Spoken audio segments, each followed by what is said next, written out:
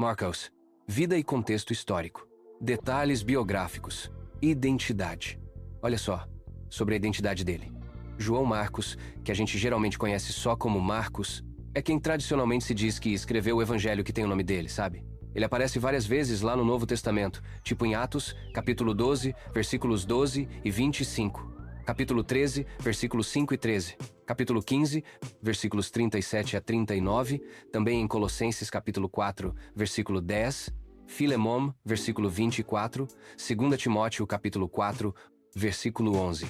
E 1 Pedro, capítulo 5, versículo 13. Família. Quanto à família, ele era filho de uma mulher chamada Maria. E era na casa dela, lá em Jerusalém, que a igreja bem no comecinho se juntava, como a gente vê em Atos, capítulo 12, versículo 12. E o Barnabé. Era primo dele, conforme está em Colossenses, capítulo 4, versículo 10. Vocação. Sobre a vocação dele. Marcos foi junto com Paulo e Barnabé na primeira viagem missionária deles, só que aí, quando chegaram em Perge da Panfilha, ele acabou voltando para Jerusalém. Isso está lá em Atos, capítulo 13, versículo 13. Essa história até gerou um atrito feio depois entre Paulo e Barnabé, como a gente lê em Atos, capítulo 15, versículos 37 a 39. Mas olha que legal, mais pra frente. Marcos fez as pazes com Paulo e virou um ajudante super importante no ministério dele. A gente vê isso em Colossenses, capítulo 4, versículo 10. Philemon, versículo 24. E 2 Timóteo, capítulo 4, versículo 11. Relacionamentos significativos. Ou Pedro, com Pedro. Sabe a tradição cristã bem antiga que se baseia em relatos como o de Papias, lá do século II, diz que Marcos era tipo o intérprete de Pedro, sabe? E que ele anotou os ensinamentos de Pedro no evangelho dele. Inclusive, em 1 Pedro, capítulo 5, versículo 13, Pedro chama Marcos de meu filho, o que dá a entender que eles eram bem chegados. O Paulo, com Paulo. Mesmo com aquele desentendimento lá no começo, o Marcos depois trabalhou com Paulo, e o próprio Paulo considerava ele um colaborador muito valioso. O Barnabé. E com Barnabé. Como Barnabé era primo de Marcos, ele o levou em missões, e ficou do lado dele depois daquela separação do Paulo. Tradição posterior. Tem também umas tradições que vieram depois, sabe? Elas falam que Marcos fundou a igreja lá em Alexandria, no Egito, e que ele morreu como mártir por lá. Mas assim, essas informações não são tão confiáveis quanto as outras. Contexto histórico-cultural. Império Romano. Sobre o Império Romano. O Marcos viveu bem na época do auge do Império Romano. Foi um tempo de uma certa paz, que chamavam de Pax Romana. Mas, ao mesmo tempo, rolavam muitas tensões políticas e religiosas, principalmente lá na Judéia. Judaísmo do primeiro século. E o judaísmo do primeiro século. Nessa época, o judaísmo era bem variado. Tinha vários grupos e seitas, tipo os fariseus, os saduceus, os essênios e os zelotes. Cada um deles tinha suas próprias crenças e jeitos de praticar a religião. Cristianismo primitivo. Falando do cristianismo primitivo, Marcos viu de perto o cristianismo crescendo e se espalhando. E também viu as perseguições que os primeiros cristãos tiveram que enfrentar. Destruição de Jerusalém, 70 depois de Cristo. E um evento marcante, a destruição de Jerusalém, no ano 70 depois de Cristo. Se o Evangelho de Marcos foi escrito antes disso acontecer, essa destruição que estava para vir pode ter influenciado o jeito que ele escreveu. Agora, se foi escrito depois, essa destruição pode ter ajudado a galera a entender melhor a mensagem de Marcos, servindo como um pano de fundo, sabe? Influências intelectuais e teológicas. Ensinos de Pedro. Sobre os ensinos de Pedro. Como a gente já falou, a tradição diz que Marcos anotou os ensinamentos de Pedro no evangelho dele. E isso teria sido a maior influência na teologia que ele desenvolveu. Tradição oral. E a tradição oral. É bem provável que Marcos também tenha usado as histórias sobre Jesus que o pessoal contava de boca em boca nas primeiras comunidades cristãs. Antigo Testamento. Além do Antigo Testamento. Por ser judeu, Marcos conhecia bem o Antigo Testamento, e isso com certeza influenciou a forma como ele contou a história e a teologia dele. Obras e produções literárias. Catálogo de obras. Evangelho de Marcos. Falando do Evangelho de Marcos. Essa é a única obra que é oficialmente atribuída a ele e que está na Bíblia. O gênero literário. Quanto ao gênero literário? É um evangelho, né? E esse é um tipo de escrita bem único, que mistura coisas de biografia, de história e de teologia para contar a boa nova sobre Jesus Cristo. O propósito. E qual era o propósito? Era mostrar Jesus como Cristo, o Filho de Deus, e anunciar que o reino de Deus tinha chegado. O Marcos dá um destaque grande para a autoridade e para o poder de Jesus, e também para o sofrimento, para a morte e para a ressurreição dele. Data de publicação. Sobre a data de publicação. Tudo indica que foi escrito ali entre os anos 65 e 70 depois de Cristo. Mas tem alguns estudiosos que acham que pode ter sido um pouquinho antes ou um pouquinho depois. O público-alvo. E para quem ele escreveu? O público-alvo. A maior parte dos estudiosos acha que Marcos escreveu para um pessoal que não era judeu, os gentios, e que provavelmente moravam em Roma. Alguns outros pensam que talvez fosse para uma galera de judeus que já eram cristãos. O jeito simples de escrever e o fato de ele explicar alguns costumes judaicos dão mais força para a ideia de que era para gentios mesmo. Análise de obras selecionadas. Análise do Evangelho de Marcos. Temas principais. O Jesus, o Cristo, o Filho de Deus.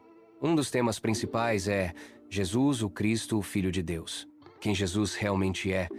Essa é a grande questão central para Marcos. Reino de Deus. Outro tema é o Reino de Deus.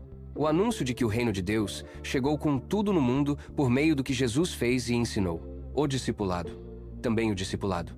Aquele chamado para seguir Jesus, com tudo que isso exige. E também com as recompensas que vêm junto. O sofrimento e morte de Jesus. E claro, o sofrimento e morte de Jesus. Marcos foca bastante no sofrimento e na morte de Jesus como sendo o caminho para a gente alcançar a salvação. O fé e incredulidade. Por fim, fé e incredulidade.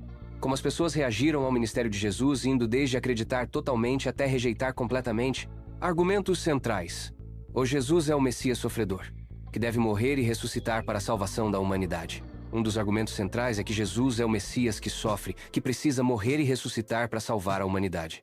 Ou o reino de Deus chegou em Jesus e exige uma resposta de arrependimento e fé. Outro ponto é que o reino de Deus chegou com Jesus e isso pede da gente uma resposta de arrependimento e fé. O seguir Jesus significa tomar a cruz e estar disposto a sofrer por ele. E também que seguir Jesus quer dizer carregar a sua cruz e estar pronto para sofrer por causa dele. Estilo literário, ou ação rápida. Sobre o estilo literário dele, o matiz é a ação rápida. Marcos é famoso por contar as coisas de um jeito rápido e cheio de energia, usando muito a palavra imediatamente, em grego, elthis, ou linguagem simples e direta. Outra característica é a linguagem simples e direta. Marcos escreve de um jeito fácil de entender, sem muita enrolação ou palavras difíceis. Ou detalhes vívidos. Ele também usa detalhes vívidos. Mesmo sendo simples, Marcos coloca uns detalhes bem vivos que fazem a gente quase ver a cena acontecendo. O uso do sanduíche marcosiano, intercalação. E tem o famoso sanduíche marcosiano, que é uma intercalação. É uma técnica de escrita em que ele coloca uma história no meio de outra para que uma ajude a gente a entender a outra, sabe? Estrutura. O capítulo 1, versículos 1 a 13. É o prólogo, a preparação para o ministério de Jesus. Ou depois, de capítulo 1, versículo 14, até capítulo 8, versículo 26. Temos o ministério de Jesus na Galileia, mostrando os milagres, os ensinamentos e a oposição que ia crescendo. Ou aí, de capítulo 8, versículo 27, a capítulo 10, versículo 52. É o caminho para Jerusalém. Aqui tem a confissão de Pedro, os anúncios da paixão e os ensinamentos sobre o que é ser um discípulo. OD, capítulo 11, versículo 1, até capítulo 15, versículo 47. É a semana da paixão. Mostra a entrada em Jerusalém, os conflitos com as autoridades, a última ceia, a prisão, o julgamento e a crucificação.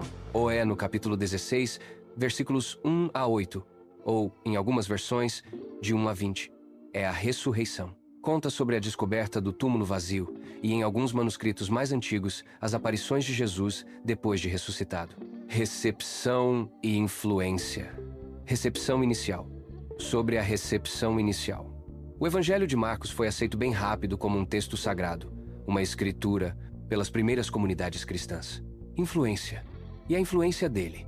Mesmo que em algumas épocas os evangelhos de Mateus e Lucas tenham ficado mais em evidência, o de Marcos sempre teve uma influência muito grande na teologia e na espiritualidade cristã. O jeito como ele destaca o sofrimento de Cristo e o chamado para ser um discípulo de verdade, de forma radical, foi super importante. E mais, hoje em dia, os estudiosos concordam que Marcos provavelmente foi o primeiro evangelho a ser escrito e que serviu de base para Mateus e Lucas. 13. Teologia e contribuições doutrinárias. Principais ênfases teológicas. Cristologia. Uma das principais ênfases teológicas é a cristologia. Jesus é mostrado como o Cristo, o Filho de Deus, o Messias que sofre e também o Filho do Homem. Soteriologia. Depois, a soteriologia. A salvação acontece por meio da morte e da ressurreição de Jesus. É isso que nos dá o perdão dos pecados e nos reconcilia com Deus. Eclesiologia. Também é eclesiologia. Mesmo que não seja tão detalhada como em outros evangelhos, Marcos mostra a turma dos discípulos como o centro da nova comunidade do reino de Deus. Escatologia. E a escatologia. Marcos bate na tecla de que o reino de Deus está para chegar e que a gente precisa ficar esperto e se preparar para a volta de Cristo. Desenvolvimento teológico. Marcos apresenta uma teologia já bem desenvolvida sobre a pessoa e a obra de Jesus. Sobre o desenvolvimento teológico. Marcos já chega com uma teologia bem madura sobre quem era Jesus e o que ele fez. Se você gostou, segue e compartilha.